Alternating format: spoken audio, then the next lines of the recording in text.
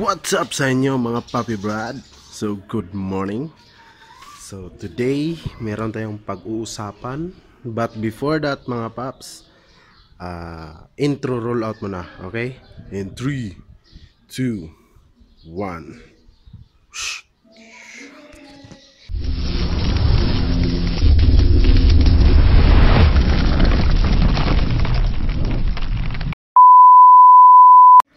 So ayun mga Paps, no? So today ang topic natin is usapang doble plaka mga Paps. So yun na nga mga Paps, no?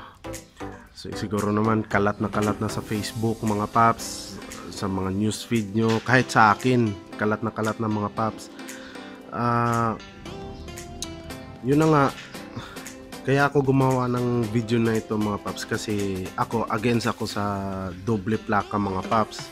Sa itong mga sasabihin ko, syempre opinion ko lang to mga Paps, kasi syempre may rights din ako na magsalita, di ba? Kasi unang-una sa lahat mga Paps, hindi naman tayo mga kriminal, di ba?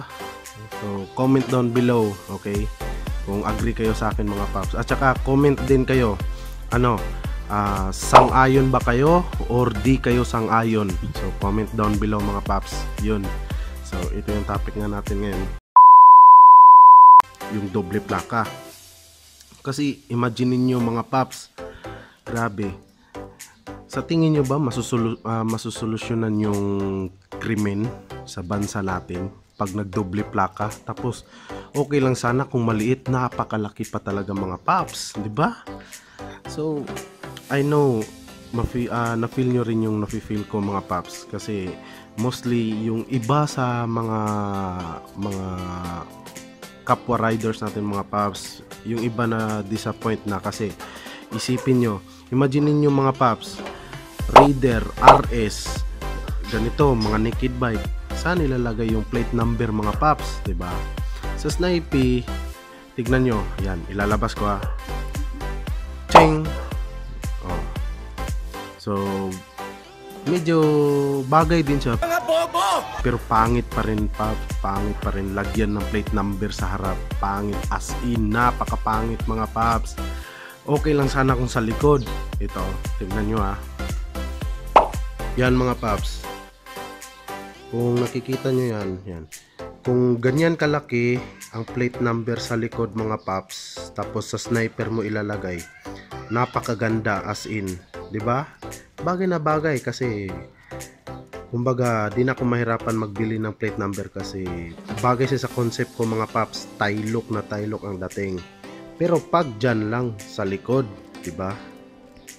Pero pag usapang sa harap ng mga Paps,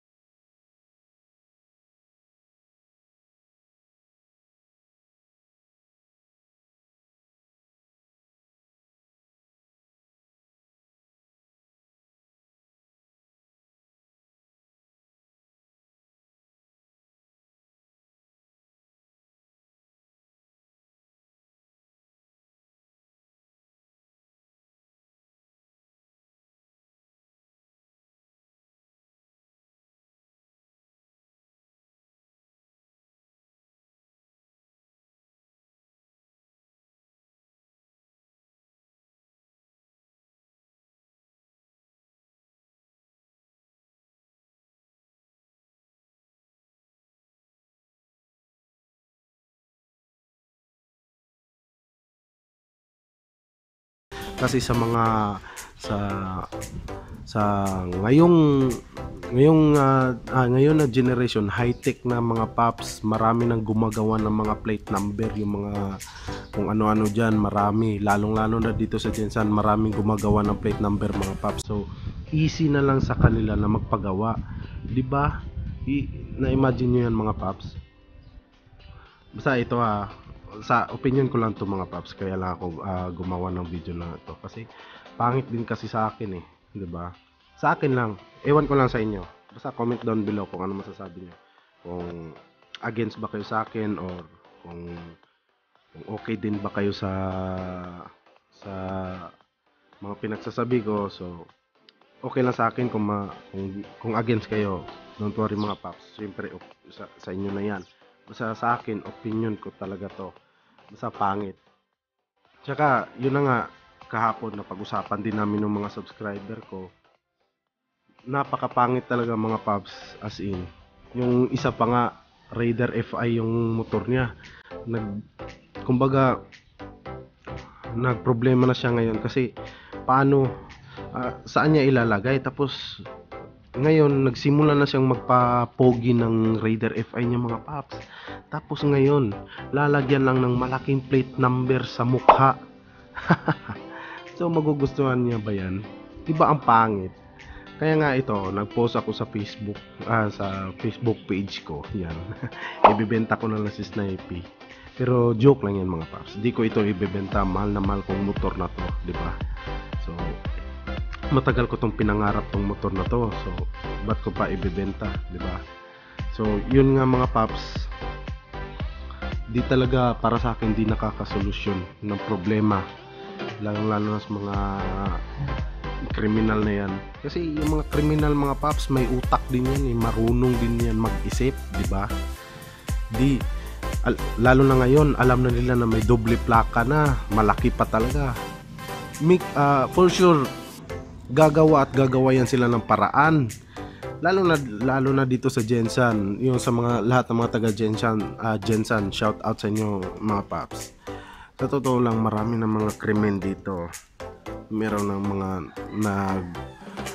yung mga binaril, yung mga nangunguha ng bata, yung mga tricycle driver dyan ng mga rapists, yung mga manyakis. Tignan nyo, diba? Yun nga, may nagpost nga sa Facebook, magdati pinagmamalaki pang Jensan, yung magandang Jensan pang tawag. Ngayon madugong Jensan na, kasi tingnan nyo mga paps na nagsilabasan ng mga kriminal dyan. So yung iba natatakot na lumabas ng bahay. Dati nakakagala ka pa doon sa daan, ganun. Kumbaga hindi ka matatakot, pero ngayon parang di ka na kumbaga wala ka ng kumpiyansa kasi alam mo na di mo kilala yung mga tao sa paligid mo, di ba? So yun, kaya nga always ride safe mga paps. Saka yun, kung wala man lang kayong gagawin sa labas, much better na sa loob na lang kayo ng bahay. Ganun na lang.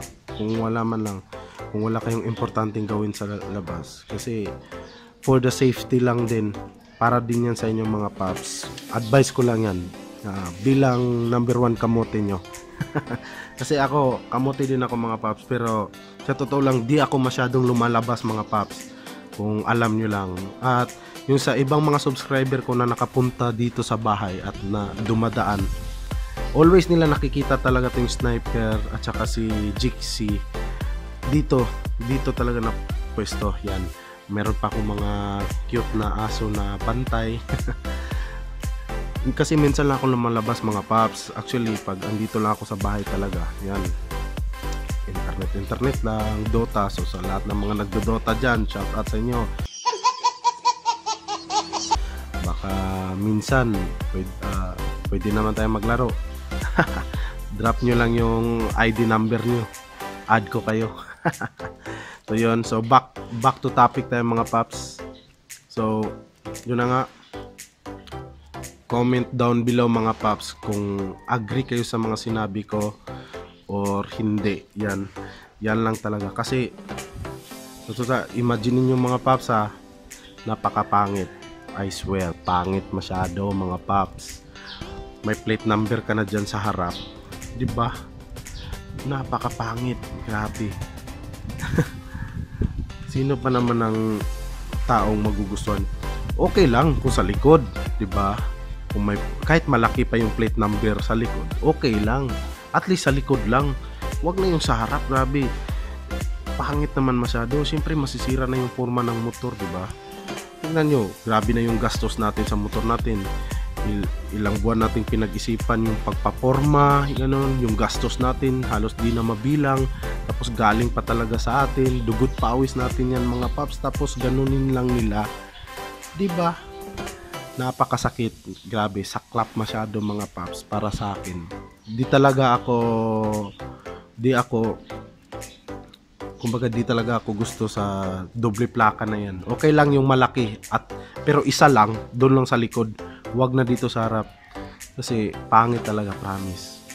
So comment down below kung agree kayo or hindi. Kung hindi, basta comment lang kayo mga paps. Kung hindi, siyempre magbigay din kayo ng kan sa akin. Pero unang-una sa lahat, opinion ko lang to, okay? So before ko tatapusin ang vlog na ito mga paps, magsha-shoutout muna ako, okay? So yun, shoutout mga paps, shoutout. So medyo marami po tayong isa-shoutout ngayon. So tsaneng! Yan. So shoutout kay Dave Agas from Ilocos Norte. So shoutout sa iyo paps, ride safe parate. Merinel Alvin, Aldrich Racuma, Joshua Dorado, Glenwin Diaz, Pauline Place, MVR Gilo. Nakalimutan ko na naman i-pronounce pa. Sorry. Pero shout out sa iyo. At Erwin John Miguel Ferte, Limar Vlog, Hati Hasa, Von Gaming, Beshi, Punk Navi, John Talyada from Saudi Arabia. So shout out sa inyo paps. So thank you so much kasi hanggang dyan sa Saudi Arabia umabot yung video ko kahit non-educational. So ingat ka parati paps, ride safe always. Kati Manggubat from Davao. So shout out sa iyo ma'am. Two Brothers Raider 150, shout out. Denbert Estrella, shout out amigo. So miss na kita amigo. Pakita ka dito sa bahay, okay? Hihintayin kita, di na ako galit. Harry Hernandez, Alinor Mapandi, Jumar Trinidad, Kent Guerrero, Alfred Channel from Sikihor Team Honda Wave 100. So shout out sa inyong lahat mga paps, tsaka dyan sa lahat ng taga Sikihor, shout out. Team Honda Wave 100, shout out din sa inyo. So ride safe parati mga paps. Nisi Miranda and Rex Miranda, paps, shout out sa inyong dalawa ni madam. So don't forget me, okay, sa paglabas ni baby. Alam mo naman paps, isang PM mo lang, di ba? Andyan na ako agad. Kaya nga meron tayong kasabihan, PM is the key. And last but not the least, J and P Shock, shout out. So shout out sa inyong lahat, mga papi brad, mga madam, mga moms, mga pumps. Shout out sa inyong lahat. So again, ride safe parati mga paps ha. So yun na nga. Basta don't forget, kung agree ba kayo or hindi, comment down below, okay? So kahit na anong opinion pa yan, basahin ko yung mga opinion nyo din mga paps. Comment lang sa video nito, okay? So don't forget to comment, like, and share, and subscribe. Tsaka click nyo na din yung bell button mga paps, okay? Para updated kayo always sa mga videos ko. So dito ko natatapusin mga paps. Ride safe sa inyo, ride safe sa akin. So hopefully soon magkita-kita tayo at ma-meet ko kayo sa kung sino man kayo mga subscriber kayo. Gusto ko rin kayo ma-meet mga paps soon, okay? So peace out. Ride safe sa atin mga paps. Hihi!